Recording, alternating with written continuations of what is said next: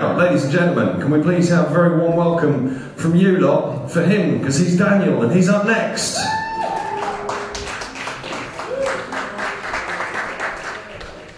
Evening. Just got a couple of things to read for you. They don't have any titles, but I like them.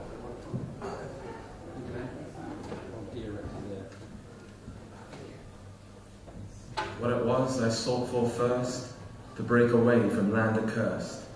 I landed far in a distant place, where it all began on the journey to take. In abandon of fear, imprisoning foe, I primed to find, or to me unknown. I ordered views in reflective silence, alone confiding my inner turbulence. At heart I loved the living desire, but tormented did like a burning pyre, wrought by longing of vigorous change, to grow anew and alter my state. Reaching to feel a foreign sense, pushing my will through nature's tempt. How it all brought on psychological shifts in a disruptive melody with a meaning adrift. I passed through bliss to a sickening rage, from a wondrous calm to a murderous haze. Controlling my head was an aching plight, though it strengthened me still with mental might. So here I stand for the lived and learned, I survived the rites of all demons burned.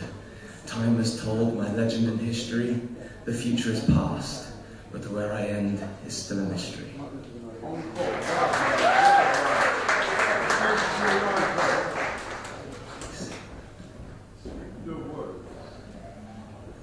What's my scene, if I even have one? Where can I slot my body into the world of social butchery? A compartmentalized front, replete and natural with an air of belonging. I see a warm bar with frosted glasses of malt liquor, an urban den shrouded in a light blue tobacco haze. There's you, a maiden stroking the rim of a tumbler like an old friend. This is the part where I'm supposed to sidle up and say something extraordinarily witty, making myself stand out of the crowd, giving me the flair of the like you've never seen another man. Because the truth is, my looks alone won't do it. You've seen the handsome ones before and have probably been bedded by men far more godly than I.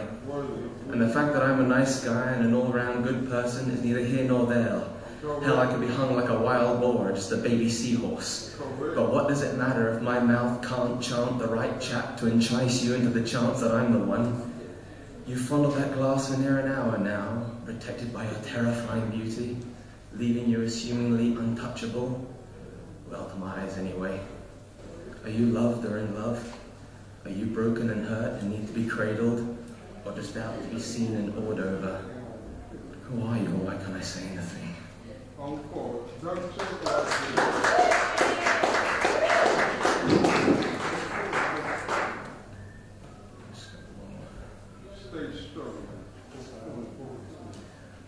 I think in a paralyzed persuasion, through dry adventures of consciousness, lapsing into a shallow cathartic calm, feeling for a presence disinclined to associate with the existing.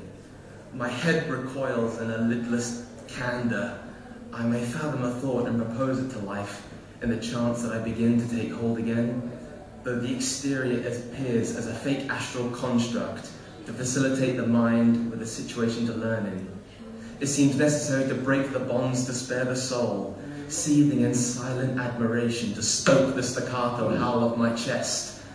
The point of focus is but a distraction to my senses, starved as they are of their natural order. The distant voice longing to be heard by unlearned thoughts that bind to old ways of the heart, resisting the pained glare of third sight remembrance.